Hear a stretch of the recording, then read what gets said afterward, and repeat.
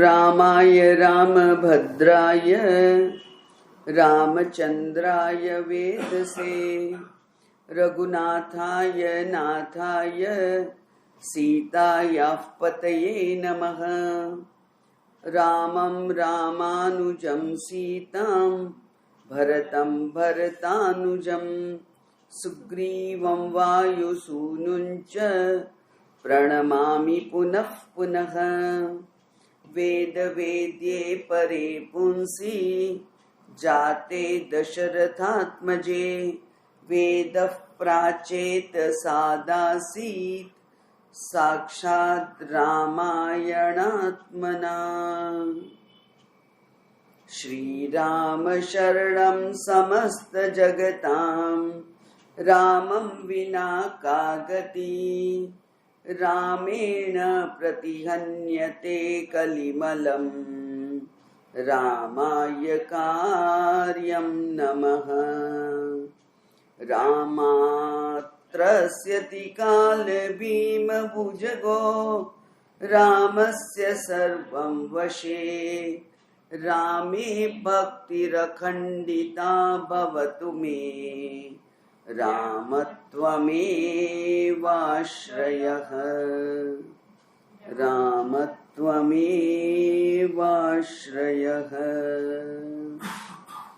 ॐ श्री गुरुभ्यो नमः। हरिः ॐ।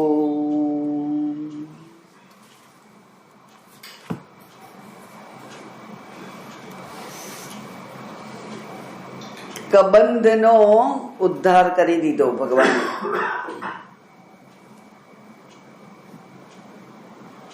શાપના કારણે જે રાક્ષસ યોનિ પામેલો, પણ અષ્ટાવક્ર મુનિ જેવા બહુ દયામય એવી વ્યક્તિ ને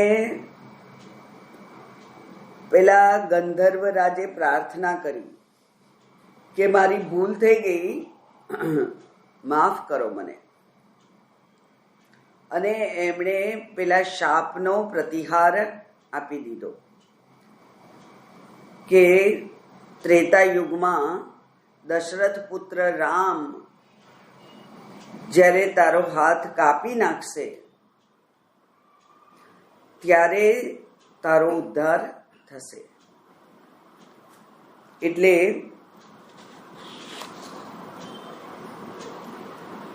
ખરેખર એવું થયું. અને એને પણ ખબર પડેલી. એટલે જ્યારે રામ અને લક્ષ્મણે એના હાથ કાપ્યા ત્યારે ગુસ્સો, પીડા એવું વ્યક્ત કરવાને બદલે એણે આશ્ચર્ય વ્યક્ત કર્યું કે મારા માટે આ પૃથ્વી ઉપર અને દેવલોકમાં મને ઈજા પહોંચાડી શકે એવું કોઈ શક્તિશાળી નથી. એટલે આપ કોણ છો? આશ્ચર્ય થયું કે આપ કોણ છો?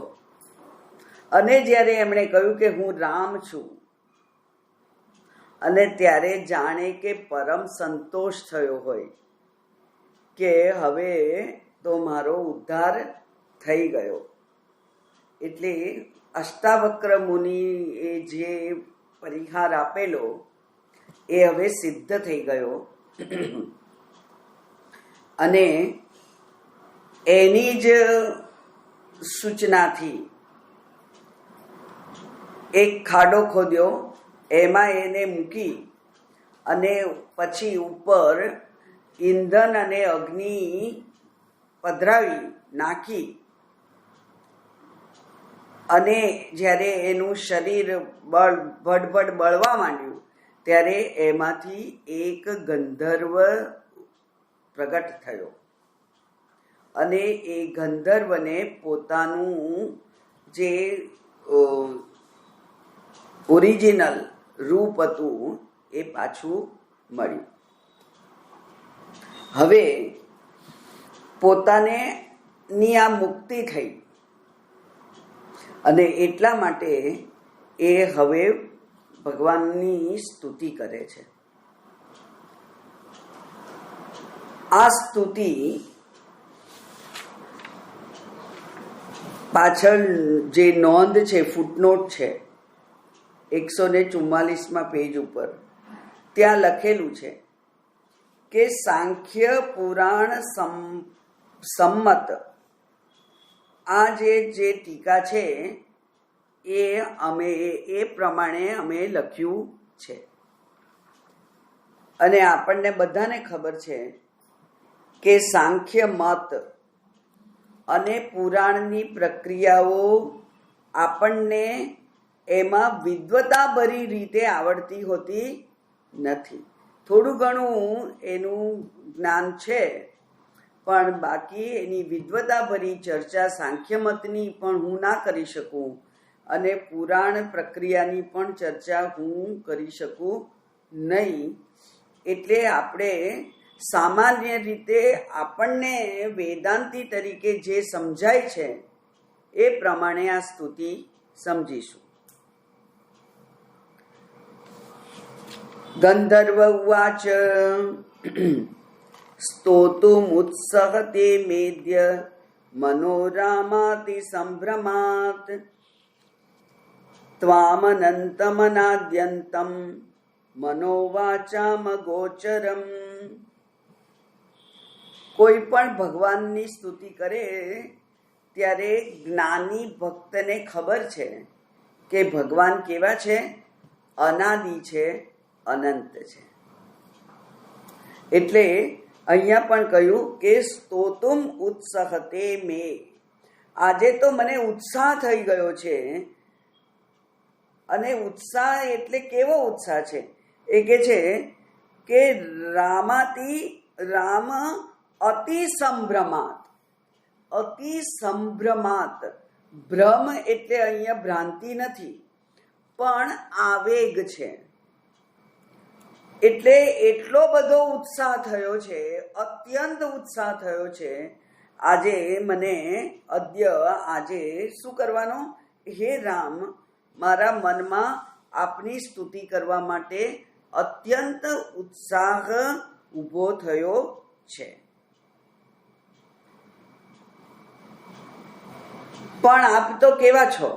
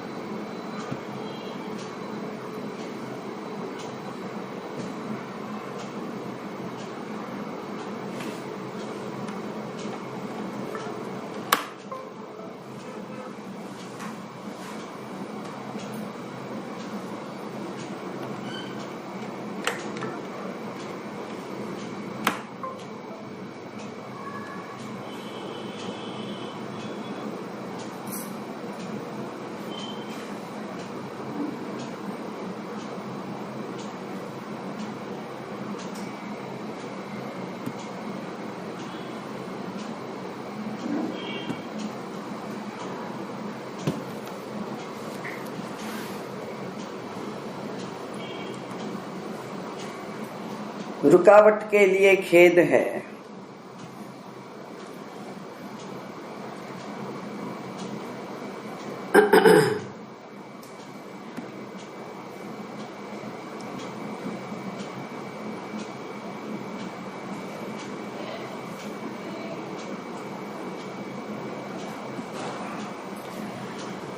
आप त्वाम अनंतम, आप અનંત છો.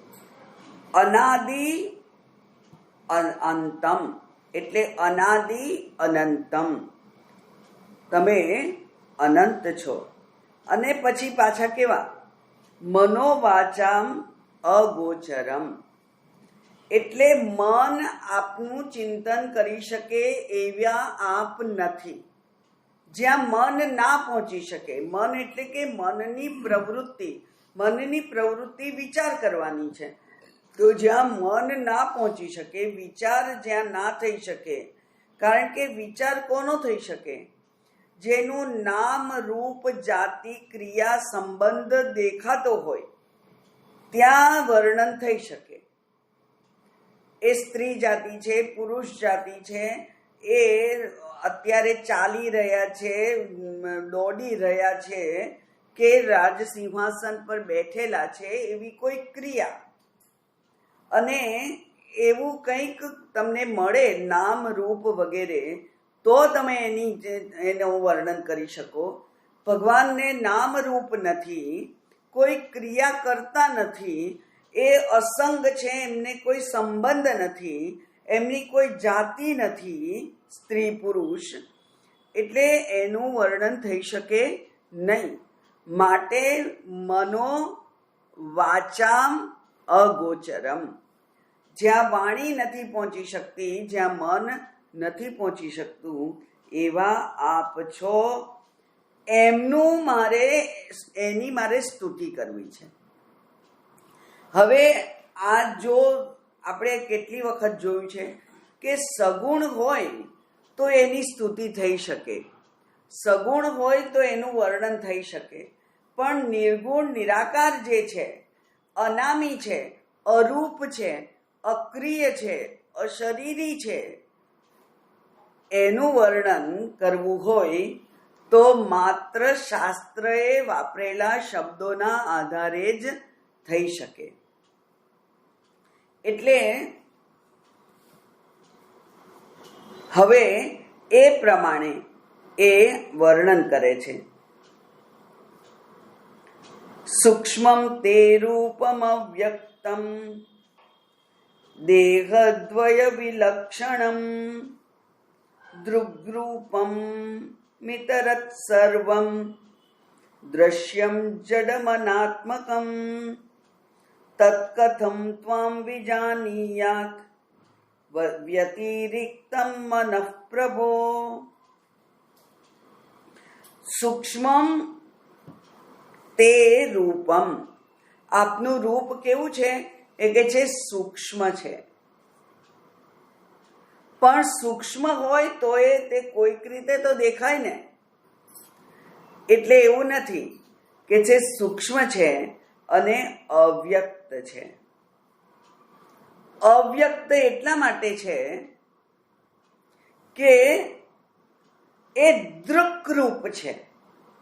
દૃક એટલે દર્શન કરનાર રૂપ છે. હંમેશા આપણને ભગવાને ઇન્દ્રિયો આપેલી છે, પરાંચિખાની, એટલે જે બહાર જ જુએ છે, બહાર જોઈ શકવા માટે જ એ જેનામાં સામર્થ્ય છે, એવી ઇન્દ્રિયો ભગવાને આપણને આપી છે.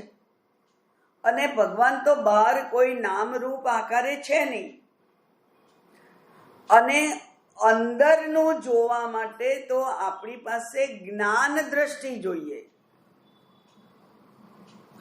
આ ચર્મચક્ષુથી આ અંદરનું દેખાતું નથી, પણ જો વિચાર કરતા આપણને શાસ્ત્ર દ્વારા આવડ્યું હોય તો એનો વિચાર થઈ શકે.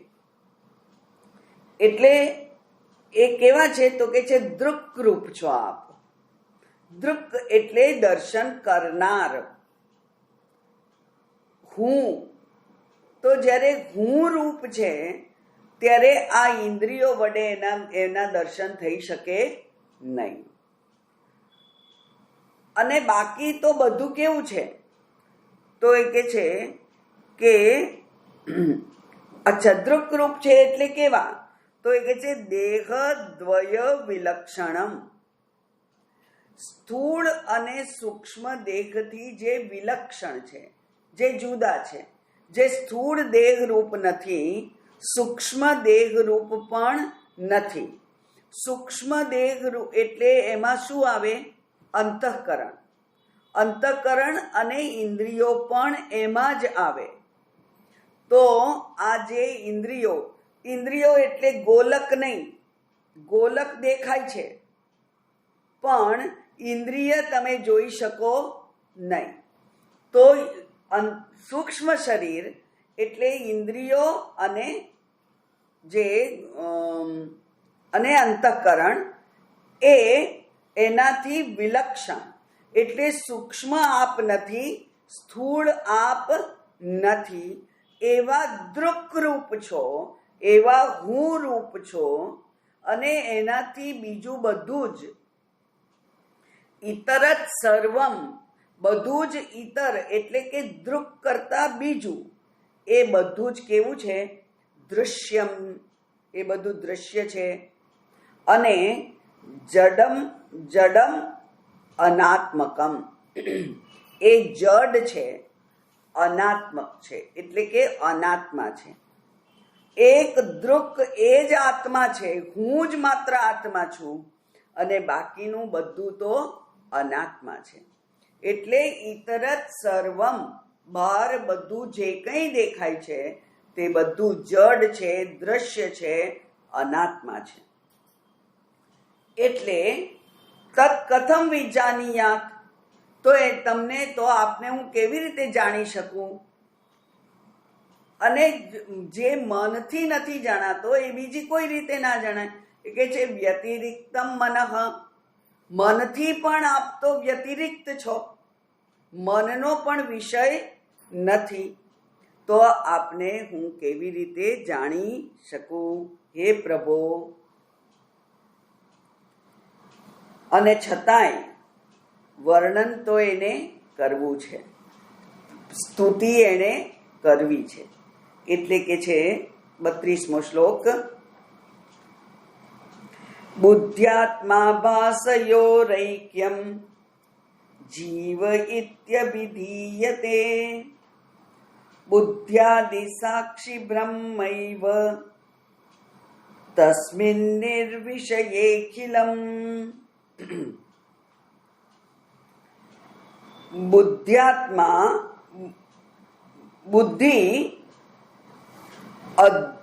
બુદ્ધિ આત્મા ભાસ, બુદ્ધિ અને આત્મા ભાસ. આત્મા ભાસ એટલે ચિદાભાસ. બુદ્ધિ અને ચિદાભાસ.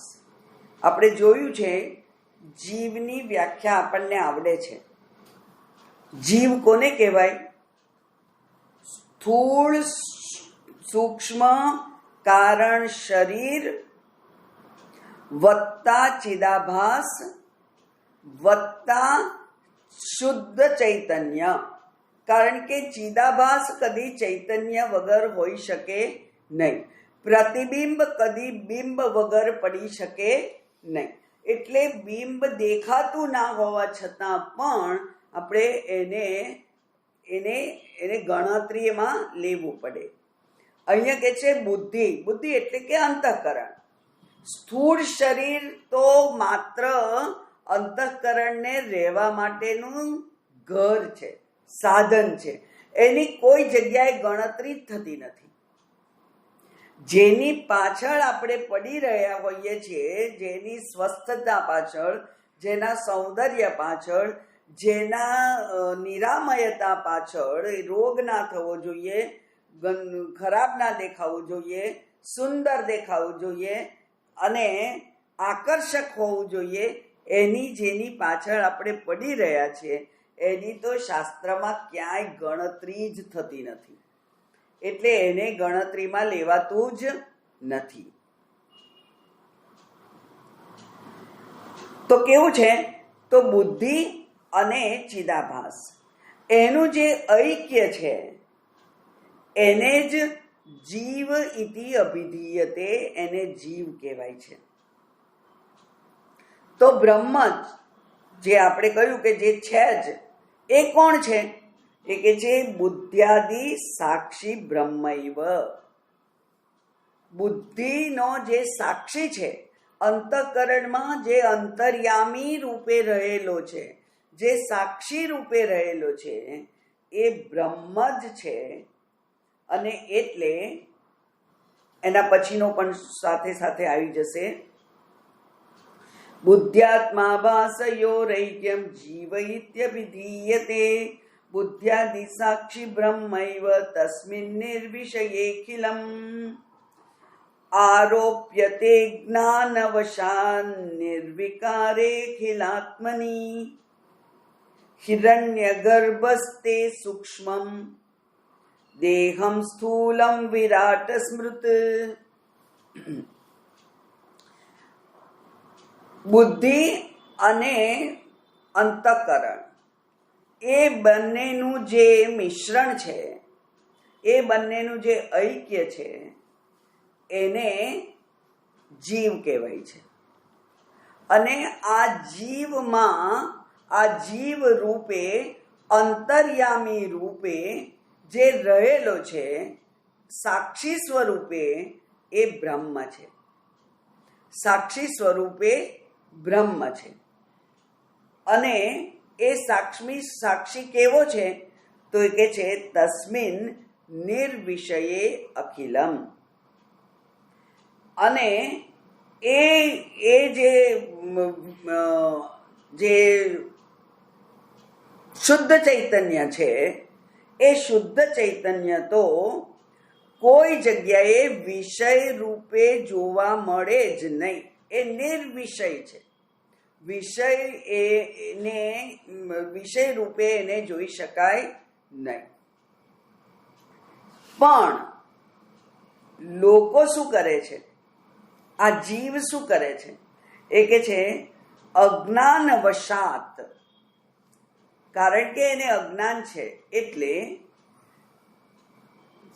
નિર્વિકારે અખિલાત્મની વિષય આરોપ્યતે. જે નિર્વિષય છે, જે સર્વાત્મા છે, એને એક જગ્યાએ એનું આરોપણ કરે છે, એટલે અધ્યારોપ કરે છે. બરાબર? અધ્યારોપ કરે છે, એનો અધ્યાસ થાય છે. કેવો અધ્યાસ? અધ્યાસ એટલે ખોટી સમજ. બરાબર? અધ્યાસ એટલે ખોટી સમજ. તો અજ્ઞાનવશાત નિર્વિકારે અખિલાત્મની તસ્મિન, એને એના ઉપર વિષય અખિલમ, બધા જ વિષયોને આરોપિત કરી દે છે. એટલે કે એ નિર્વિષય છે, પણ એના ઉપર બધું આરોપિત થઈ જાય છે. તો નિર્વિષય કોણ છે? શુદ્ધ બ્રહ્મ. હવે શુદ્ધ બ્રહ્મ જેવો છે તેવો લોકો નથી જોતા. હું અહીંયા પણ બ્રહ્મ છે, પણ એ નિર્વિષય, અસંગ, નિરાકાર,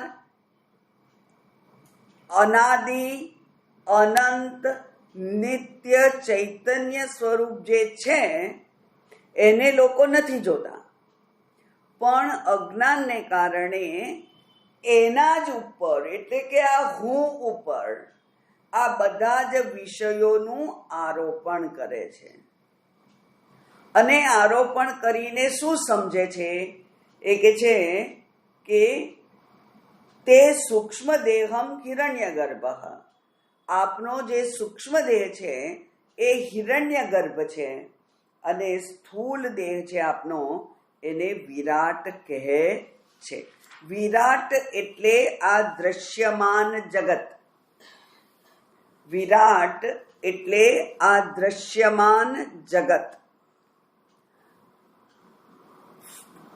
પાછો અહીંયા માંડુક્ય ઉપનિષદનો જ સંદર્ભ છે, એના જ શબ્દો વાપરેલા છે. જાગ્રત અવસ્થા જે છે આપણી, જેમાં હું અને આ જગત એ બધુંય છે, એને વિરાટ કહેવાય છે. પછી જ્યારે હું સ્વપ્ન જોઉં છું ત્યારે સ્થૂળ વિષયો નથી, પણ સૂક્ષ્મ વિષયો ત્યાં છે.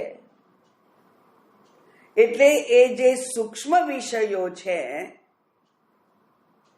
એને સૂક્ષ્મ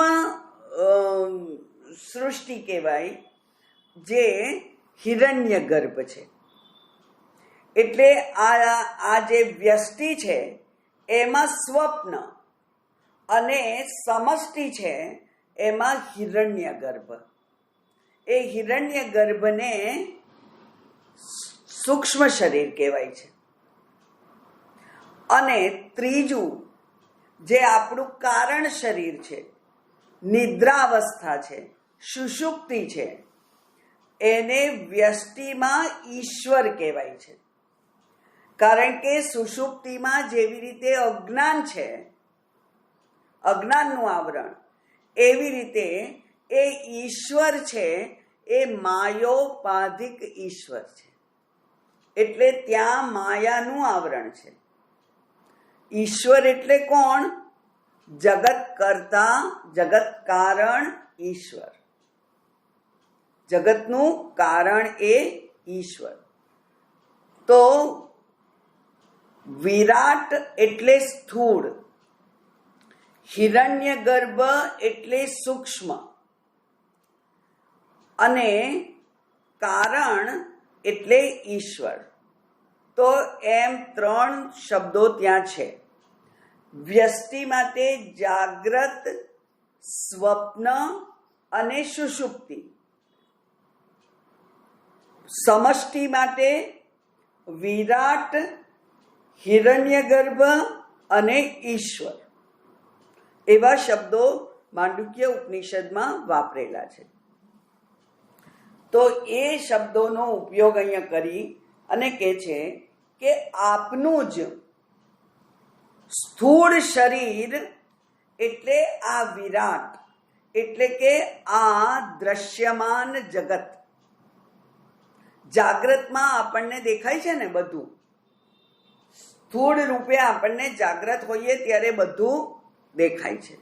તો સ્થૂળ જગત એ આપનું સ્થૂળ રૂપ છે, વિરાટ રૂપ છે, અને હિરણ્યગર્ભ એ આપનો સૂક્ષ્મ દેહ છે.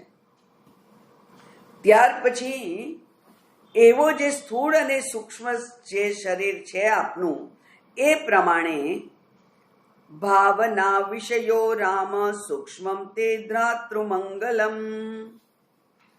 ભાવનાનો વિષય છે, એટલે કે આ પ્રમાણે ભાવના કરી અને હે રામ લોકો આપનું ધ્યાન કરે છે.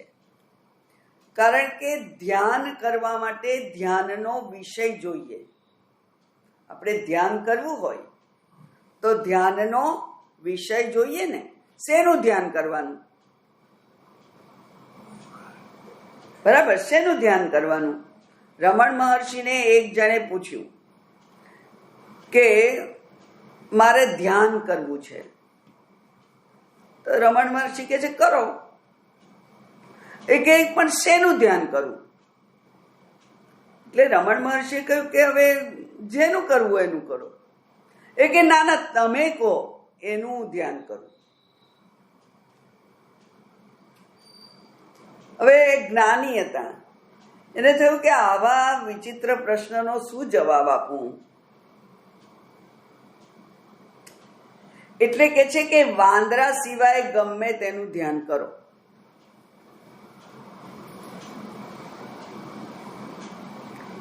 અને અડધો કલાક પછી પેલો માણસ આવ્યો.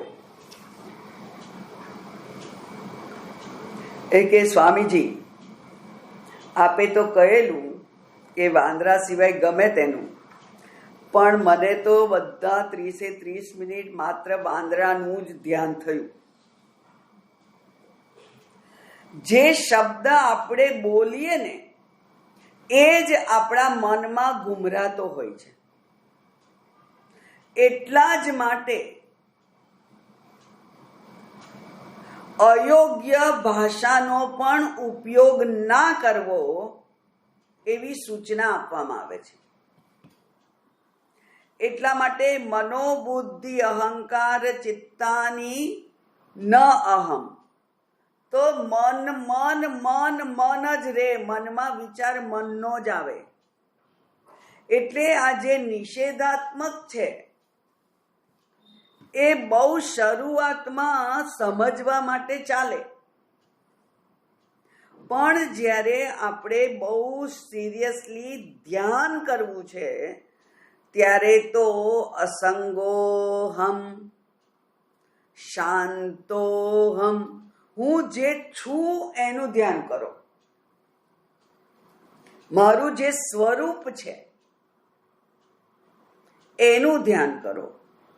સચ્ચિદાનંદ સ્વરૂપોહમ, એનું ધ્યાન કરવાનું. એટલે ધ્યાનનો વિષય કયો હોય?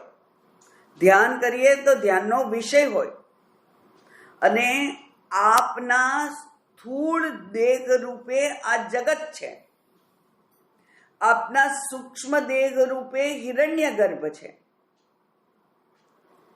તો જે લોકો ભાવનાથી આપનું ધ્યાન કરવા માટે પ્રવૃત્ત થાય છે એ લોકો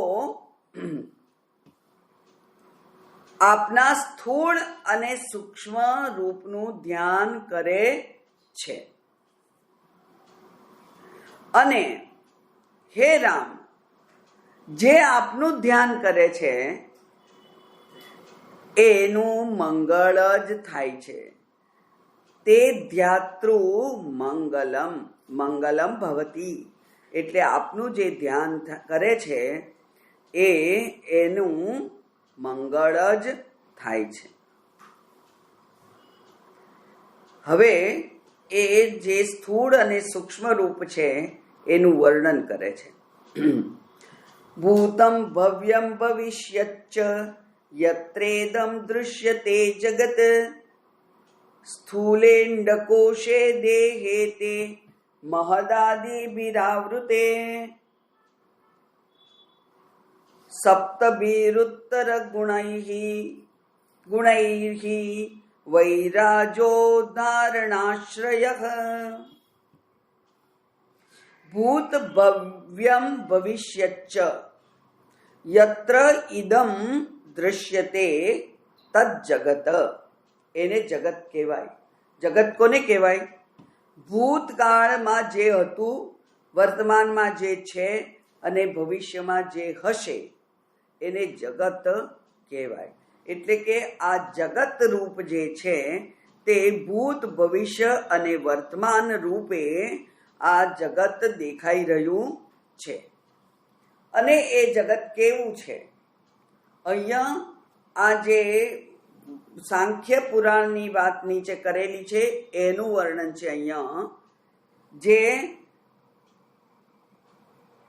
વેદાંત શાસ્ત્રનું અધ્યયન કરીએ તો ક્યાંય આને ભણવાનું આવતું નથી, એ વર્ણન છે. આપણે નીચેથી ફૂટનોટ વાંચી અને એને સમજી લઈશું. સ્થૂલે અંડકોશે, હવે આને અંડ કહેવાય છે કારણ કે આ બ્રહ્માંડ કહીએ છીએ ને આપણે શું કહીએ છીએ? બ્રહ્માંડ. બ્રહ્મનો જે અંડ છે એટલે કે ઈંડા આકાર છે એવી કલ્પના કરેલી છે. તો એ જે અંડકોશ છે તે મહદાદિભિ આવૃતે.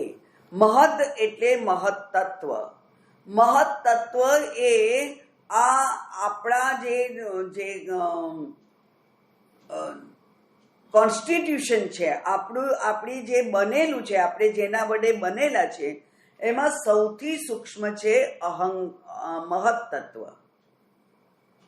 પછી મહત તત્વની થી એનાથી સહેજ સ્થૂળ એ છે અહંકાર, જે આપણને દેખાય છે અહંકાર. અને એનાથી સ્થૂળ એટલે કે ઓછું સૂક્ષ્મ એ 5 ભૂત છે. આમ 7 પડ આ અંડાકાર જે છે એમાં 7 પડ છે. અને એ 7 પડ પણ ગમે તેમ ગોઠવાયેલા નથી. એ 7 પડનું પણ બહુ જ પ્રમાણસર એના પડ બનેલા છે, એવું સાંખ્યશાસ્ત્રમાં વર્ણન છે. એવું આ યોગશાસ્ત્રમાં પણ વર્ણન હોય છે. તો એ વર્ણન નીચે આપેલું છે અને એ આપણે વાંચીએ અને તમને પણ સમજણ પડશે.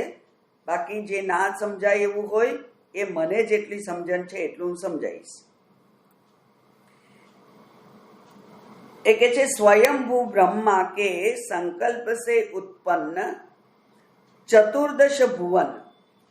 14 ભુવન છે એ તો આપણને ખબર છે, બરાબર. 14 લોક, એમાં 7 અપ અને 7 ડાઉન. તો આ ઉપરના છે એનું અહીંયા નામ આપેલા છે. ભૂહુ ભુવઃ સ્વઃ મહઃ જનઃ તપઃ સત્યમ. આ 7 લોક ઉપર છે.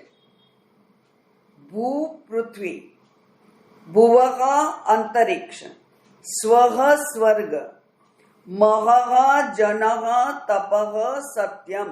એ એના કરતા ઉપર ચડ્યા હતા, 1 થી 1 ચડ્યા હતા. એ છે એ 7 ભુવન છે. અને નીચે જે 7 છે એનું વર્ણન પણ નીચે અંદર આવવાનું છે, પણ એનું જો લિસ્ટ જોવું હોય તો કહી દઉં. એ છે અતલ, વિતલ, સુતલ, તલાતલ, રસાતલ, મહાતલ, પાતાલ. બધે તળ આવે છે. તળ એટલે નીચે, બરાબર ને. આપણે કહીએ તળિયું, તળિયું એટલે નીચે. તો અતલ, વિતલ, સુતલ, તલાતલ, રસાતલ, મહાતલ અને પાતાળ. આ 7 નીચેના લોક છે. ઉપર 7 છે, નીચે 7 છે. એ જે 14 લોક છે એ સ્વયંભૂ બ્રહ્માજીનું સ્થૂળ શરીર છે. એની બહાર, સ્થૂળ શરીરની બહાર ચારે બાજુ પૃથ્વી અને તેજ એટલે કે તેજસ્વી કોઈ પદાર્થ, ઠોસ પદાર્થ, એનું આવરણ છે. અને એ આવરણ કેવડું છે એનું માપ આપ્યું છે. 14 લોક છે એના કરતા 10 ગણું આવરણ એની બહાર છે, સ્થૂળ શરીરની બહાર. એ જે આવરણ છે એના પછી જે 5 મહાભૂત છે એ 5 મહાભૂતના આવરણ છે. દરેક એક થી 10 ગણા વધારે, બરાબર. આ એક ભાગ હોય તો એની પછીનું 10 ભાગ, પેલું 10 ભાગ છે તો એની પછીનું 1000 ભાગ, નહીં 100 ભાગ. 100 હોય તો એના પછી 1000 ભાગ, એમ 10 ગણું વધારે. એટલે ચતુર્દશ ભુવન 10 ગુણા. પછી આ અંડ નું આવરણ જે છે પૃથ્વી, એ એના કરતા પણ 10 ગણું. હવે આ પૃથ્વી, અગ્નિ, પૃથ્વી, જળ, અગ્નિ, વાયુ અને આકાશ. પૃથ્વી સૌથી સ્થૂળ અને આકાશ સૌથી સૂક્ષ્મ. અને તન્માત્રા કહેવાય. તન્માત્રા એટલે શુદ્ધ રૂપ. આપણે પેલું જે ચાર્ટ જોયો તો એમાં જોયું હતું કે આ શુદ્ધ રૂપ હોય. પહેલા જ તન્માત્રા એટલે તસ્માત આત્મનઃ આકાશ સંભૂત, એમાંથી આકાશ ઉત્પન્ન થયું. તો એ આકાશ કયું ગણવાનું? તન્માત્રા, શુદ્ધ રૂપ. જે શુદ્ધ હોય એ હંમેશા બહુ સૂક્ષ્મ હોય, એ નરી આંખે દેખાય નહીં. બરાબર? તો આ જે પેલું તેજ અને પૃથ્વીનું બનેલું જે એક કવચ જે છે અંડાનું, એ 14 મહાલોક કરતા 10 ગણું, પછી એ પડ કરતા 10 ગણું પૃથ્વી પડ, પૃથ્વી પડ કરતા 10 ગણું જળ પડ, જળ પડ કરતા 10 ગણું અગ્નિ પડ, અગ્નિ પડ કરતા 10 ગણું વાયુ પડ, અને વાયુ પડ કરતા 10 ગણું આકાશ પડ, આકાશ પડ કરતા 10 ગણું અહંકાર પડ, અને અહંકાર પડ કરતા 10 ગણું મહત્તત્વ.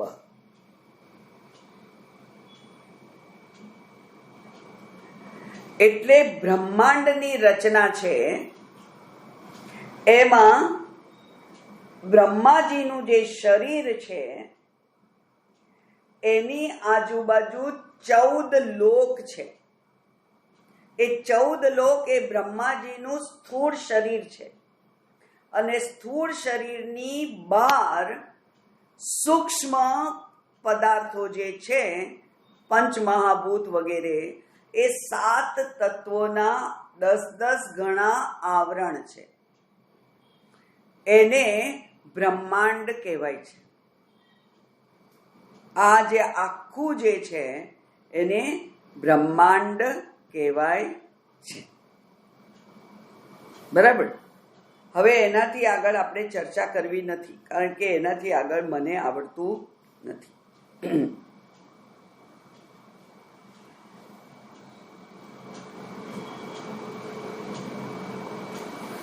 અને આ બધું કેવું છે કે જે ધારણાશ્રય, એ ધારણા કરવા માટે. એટલે પેલા યોગ શાસ્ત્રમાં આપણે જોઈએ છે કે આસન, પ્રાણાયામ, પ્રત્યાહાર, ધ્યાન, ધારણા, સમાધિ. બરાબર? તો એ ધારણાનું જે છે સ્ટેજ, એ ધારણા માટેનું આ આશ્રય છે. એટલે કે સમાધિ પછી જ્યારે એ સમાધિમાં જ્યારે માણસને જવું હોય ત્યારે ધ્યાન, ધારણા, સમાધિ. તો ધારણા કરે જ્યારે, ત્યારે એણે આ સૂક્ષ્મ તત્વમાં પોતાની બુદ્ધિને લઈ જવાની હોય છે. અને એ કે છે કે વિષયાંતર કો ત્યાગ કર, છેક છેલ્લી લીટી. વિષયાંતર એટલે બીજા બધા જ વિષયો, કોઈ પણ વિષયની નું ધ્યાન કરવાનું નહીં, વાંદરા સિવાય બધાનું ધ્યાન કરવાનું, એવું. એટલે કે વિષયાંતર સિવાયની એને છોડી અને બીજી કોઈ વસ્તુમાં ધ્યાનનું સ્થિર કરવું, એને ધારણા કહેવાય છે. એટલે આ બ્રહ્માંડ સિવાય અન્ય કોઈ વિષયનો વિચાર ના કરવો, સૂક્ષ્મ તત્વ સિવાય અન્ય કશાનો વિચાર ના કરવો, એને ધારણા કહેવાય છે. તો આ જે ધારણા છે એનો જે આશ્રય છે એ આ બ્રહ્માંડનું સૂક્ષ્મ સ્વરૂપ છે. પણ આ બધામાં મહત્વનું શું છે? આ બધી ચર્ચા કરવામાં ભગવાનને તો ભૂલાઈ ગયા. સ્થૂળની ચર્ચા કરવામાં જે સૂક્ષ્માતિ સૂક્ષ્મ છે એ આપણા ચર્ચામાંથી જાણે કે બહાર થઈ ગયા. એવું નથી. એટલે હવે કે છે ત્વમેવ સર્વ કૈવલ્યમ લોકાસ્તે વયવા સ્મૃતાઃ. ત્વમેવ સર્વ કૈવલ્યમ, પણ સર્વનું જે અધિષ્ઠાન છે, મોક્ષ સ્વરૂપ છે. કૈવલ્ય એટલે મોક્ષ, મુક્તિ જે છે, તો મુક્તિ સ્વરૂપ તો આપ જ છો. ત્વમેવ, તમે જ મુક્તિ સ્વરૂપ છો. એટલે તમારું ધ્યાન કરું ત્યારે મુક્તિનું ધ્યાન મારાથી થઈ જાય છે. બરાબર? તમે જ મુક્તિ સ્વરૂપ છો, મોક્ષ સ્વરૂપ છો. અને લોકાહા, અને આ બધા લોક, 14 લોક, એ આપના અવયવો કહેવાય છે. એટલે 14 લોક એ આ પરમાત્માના અવયવ છે એમ કહેવાય છે. સ્મૃતાઃ એટલે એવું સાંભળવામાં આવ્યું છે, કારણ કે આખું શાસ્ત્ર શ્રુતિ છે, એટલે એવું સાંભળવામાં આવ્યું છે. એનો અર્થ કે એવું કહેવાય છે કે 14 લોક એ આ જે મોક્ષ સ્વરૂપ પરમાત્મા છે એના અવયવ છે. એનો અર્થ કે કોઈ પણ એક અવયવનું ધ્યાન કરો તો પરમાત્માનું જ ધ્યાન થાય. બરાબર? અને એટલા માટે અહીંયા આગળ દરેક અવયવની અહીંયા ચર્ચા કરે છે, જે ખાલી આપણે વાંચી જવાની છે. એમાં કોઈ ચર્ચાનો વિષય એ છે નહીં. પાતાલમ તે પાદમૂલમ પાર્ષ્ણિસ્તવ મહાતલમ રસાતલમ તે ગુલ્ફૌ તુ તલાતલમિતિર્યતે જાનુની સુતલમ રામ ઉરુતે વિતલમ તથા અતલમ ચ મહી રામ જગનમ નાભિગમ નભઃ.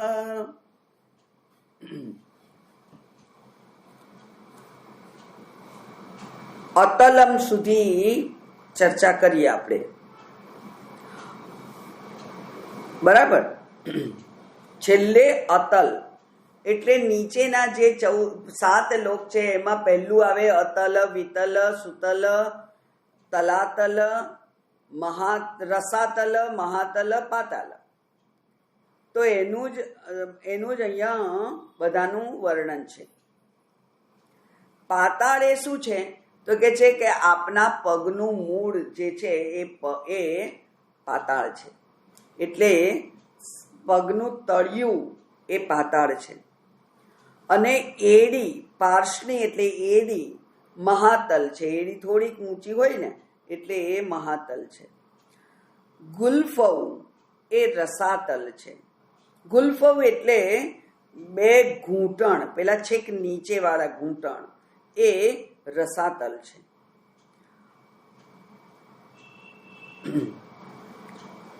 તલાતલમ ઇતિ ઈર્યતે,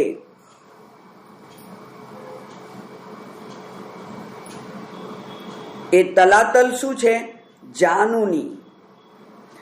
જાનુની એટલે ની, ઢીંચણ. આપણા ઘૂંટણ અને ઢીંચણમાં ફેર ને. એડીની ઉપર હોય એને ઘૂંટણ કહેવાય, અને વચ્ચે હોય પગમાં એને ઢીંચણ કહેવાય. તો જાનુની એ તલાતલ છે. પછી ઉરુ સુતલમ છે.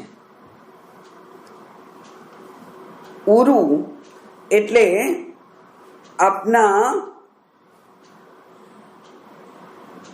જંઘાએ એટલે જાંઘનો ભાગ છે એ ઉરુ છે. અને वितल आपके 2 उरु है.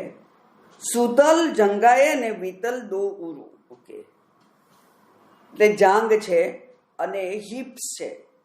બરાબર?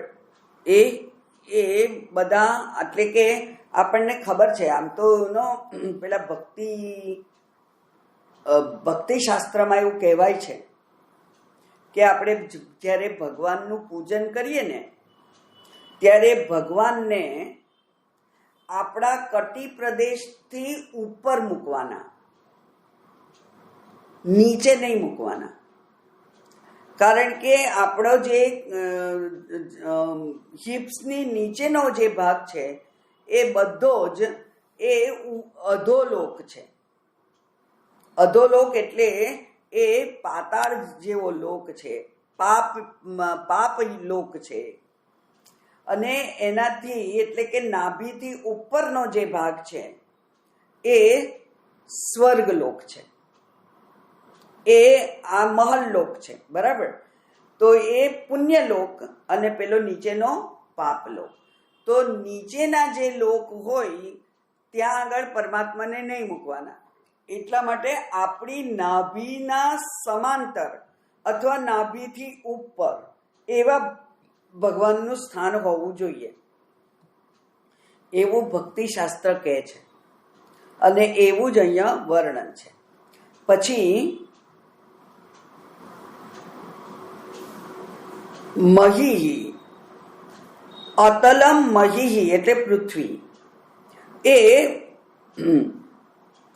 અતલ અને પૃથ્વી એ બંને બે ઉરુ છે, બે હિપ્સ છે.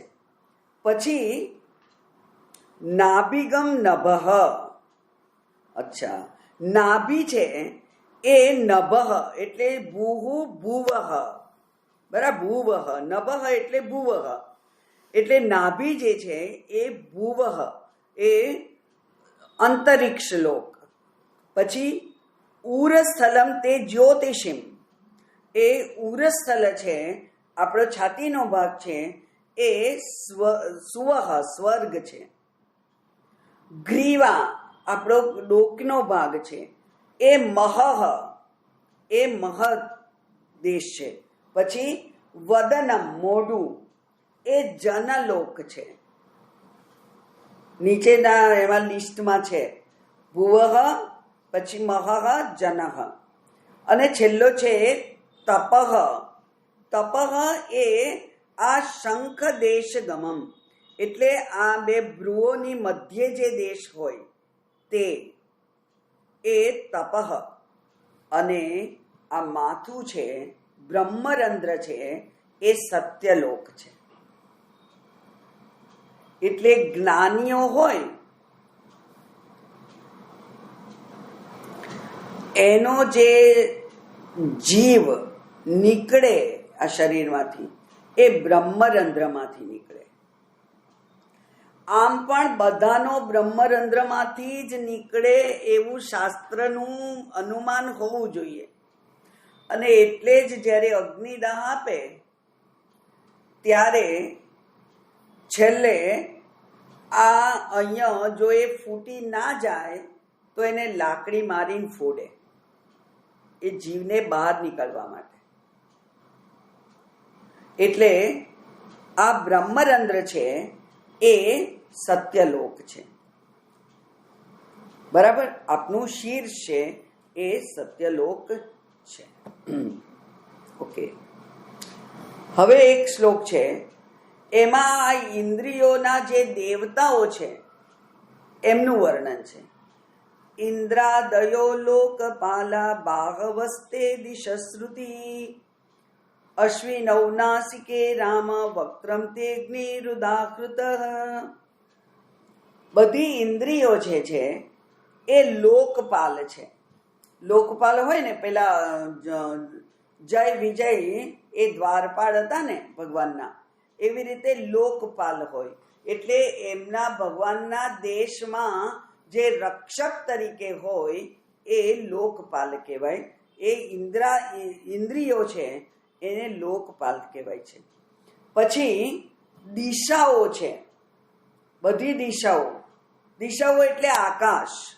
દિશાનો અર્થ થાય શાસ્ત્રમાં આકાશ. આકાશ એટલે ખાલી જગ્યા. આકાશ એટલે ખાલી જગ્યા. ઉપર ભૂરું દેખાય છે એવું નહીં, અહીંયા બધે જ અને અંદર બધે જ આકાશ હોય છે. તો એ આકાશ એટલે ખાલી જગ્યા. એ શ્રુતિ એટલે કર્ણ. કારણ કે શ્રોત્રેન્દ્રિયના દેવતા એ દિક દેવતા છે, દિશા હોય એના દેવતા છે. જો આકાશ ના હોય તો અવાજ ગતિ કરે નહીં, એટલે સંભળાય નહીં. અશ્વિનવ નાસિકે, અશ્વિની કુમારો છે, બે છે અશ્વિની કુમારો, એટલે આ બે નાસિકા છે, એટલે બે અશ્વિની કુમારો છે, એ આ નાસિકાના દેવતા છે. અને વક્ત્રમ અને મોઢું એ અગ્નિ કહેવાય છે, મોઢાને અગ્નિ કહેવાય છે. અગ્નિ હોય તો જ ખોરાક પાકે, બરાબર, અગ્નિ હોય તો જ ખોરાક પાકે. એટલે પચન ક્રિયા જે છે ને, આપણી પચન ક્રિયા, એ પચન ક્રિયા પાક ક્રિયા કહેવાય. આપણે ભલે એમ માનતા હોઈએ કે આપણે પેલા ગેસ ઉપર પકાવી અને પછી ખાવાનું ખાઈએ છીએ, પણ ખરેખર એ બહારનું જે પકાવવાનું છે એ તો સામાન્ય છે. ખરેખર પકવવાનું કામ તો જઠરાગ્નિ કરે છે, એટલા માટે એને પચન કહેવાય છે. તો એ જે જઠરાગ્નિ છે એ આપણે જે અંદર ખોરાક મોકલીએ એને પકાવે છે, અને પકાવે તો જ એ શુદ્ધ થાય.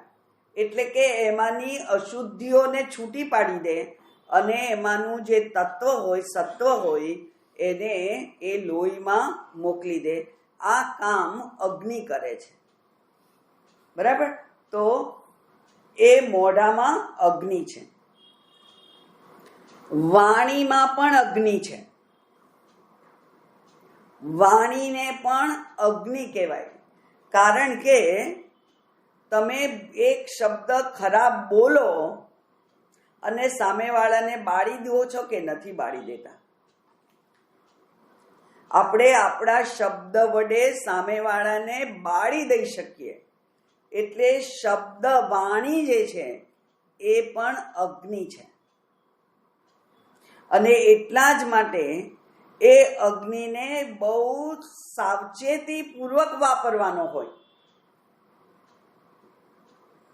નહીં તો એ બાળી દે.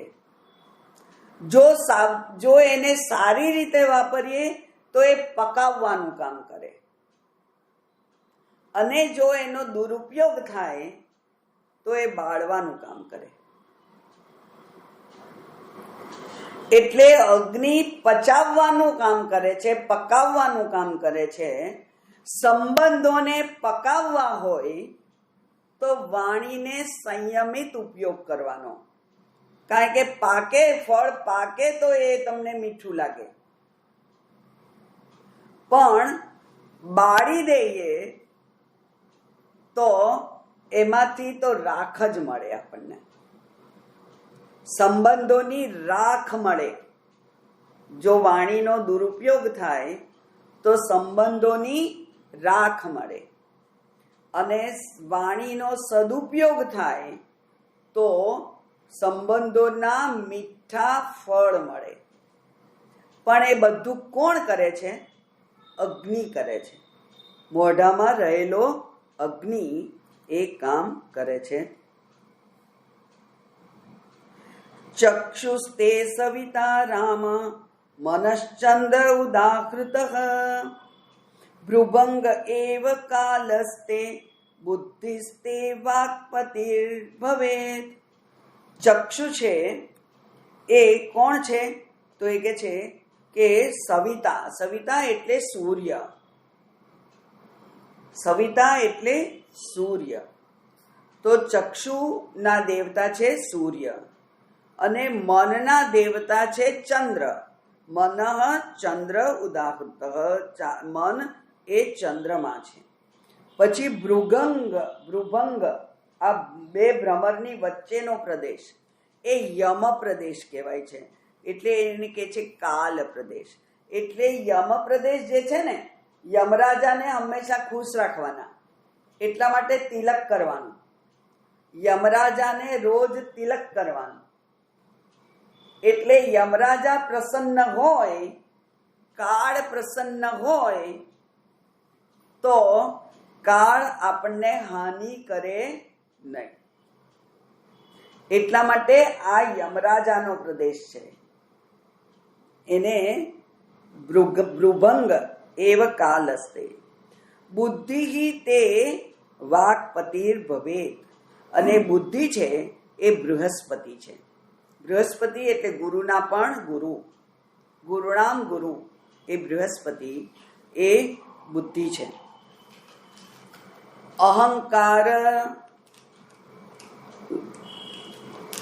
અહંકાર રૂપસ્તે રુદ્ર. રુદ્ર એ અહંકારનું રૂપ છે. બરાબર. રુદ્રને અહંકાર કયો. કેવું છે? રુદ્ર તાંડવ કરે, અહંકાર જો તાંડવ કરે તો રાવણ બને. અહંકાર જો તાંડવ કરે તો રાવણ બને. અને અહંકાર જો નટરાજ બને તો એમાંથી મધુર સંગીત નીકળે. એટલે અહંકારને છોડી ના દેવાય. અહંકાર રાખવું રે જ. જ્યાં સુધી શરીર છે ત્યાં સુધી અહંકાર એટલે કે હું. અહંકાર એટલે હુંપણું, હોવાપણું, ટુ બી. અહંકાર એટલે ટુ બી, હોવાપણું. એ તો હંમેશા હોય જ. પણ એ રુદ્ર છે. એ જો રૌદ્ર બને તો એ નાશ કરે. અને એનો લાસ્ય પણ હોય, એટલે કે એનો આનંદપ્રદ એવું ડાન્સ પણ હોય. એ લાસ્ય કહેવાય એને. એ પણ રુદ્રનું જ છે. એટલે રુદ્ર છે એ અહંકાર રૂપ છે. અને વાચસ છંદાંશી તે વ્યય. અને છંદ એટલે વેદ, અને વાણી છે એ વેદ છે. યમઃ તે દંષ્ટ દેશસ્થ. યમ છે એ દંષ્ટ દેશસ્થ. દંષ્ટ એટલે દાઢો. યમ છે એ દાઢો ચાવી દે છે ને, બધાને ચાવી નાખે. પેલા 11મા અધ્યાયમાં ભગવદ્ ગીતામાં ભગવાને વર્ણન કરેલું કે બધા પોતે મોઢું ખોલીને ઊભા છે અને બધા લાઈન બંધ અંદર જાય છે અને કાળ એમને ચાવી દે છે. કેટલાક દાડોની પેલા પોલાણ હોય એમાંથી લટકેલા છે, એવું બધું વર્ણન આવે છે 11મા અધ્યાયમાં. તો એ જે છે દાડો એ યમ છે. અને નક્ષત્રાણી દ્વિજાલય. દ્વિજ, દ્વિજ એટલે જે 2 વાર જન્મે છે. 2 વાર આ આગળના જે દાંત છે ને એ 2 વાર જન્મે. પહેલા દુધિયા દાંત આવ્યા હોય અને પછી બીજા દાંત આવે, યુવાન દાંત આવે. એટલે નક્ષત્રો છે. અને 28, બરાબર. 28 દાંત હોય ને બધું થઈને, તો જે 28 છે એ નક્ષત્રો છે. અને હવે માયાની વાત આપણે આવતીકાલે કરીશું. ઓમ પૂર્ણમદ પૂર્ણમિદમ પૂર્ણાત પૂર્ણમુદચ્યતે પૂર્ણસ્ય પૂર્ણમાદાય પૂર્ણમેવાવશિષ્યતે. ઓમ શાંતિ શાંતિ શાંતિ. હરિ ઓમ. શ્રી ગુરુભ્યો નમઃ. હરિ ઓમ. આ 1 મિનિટ માટે લાઈટ જતી હોય છે કોઈક વાર, એટલે બીજી વાર આવે અને વાઈફાઈ ચાલુ થાય એટલી વાર આપણે રાહ જોઈએ, ત્યારે આપણો ક્લાસ પાછો શરૂ થાય. એટલે થોડી ધીરજ રાખવી પડે. ઓમ.